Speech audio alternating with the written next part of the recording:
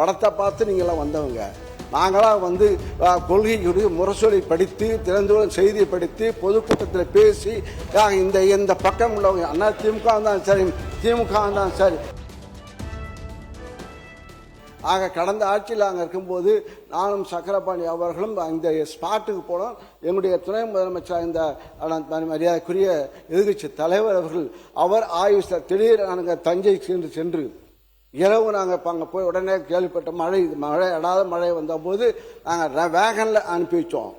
உடனே கூட 2 நேரம் மழை திடீர்னு மழை வந்த காரணத்தால் அப்போது துணை முதலமைச்சர் அந்த மரியாதைக்குரிய எதிர்கட்சி தலைவர் அவர்கள் தஞ்சை சென்று அங்கே ஆய்வு செய்து உடனுக்குள்ள மாற்று ஏற்பாடு செய்து அந்த மூட்டைகளை உடனுக்குடன் நாங்கள் மாற்றி அமைத்து வைத்தோம்.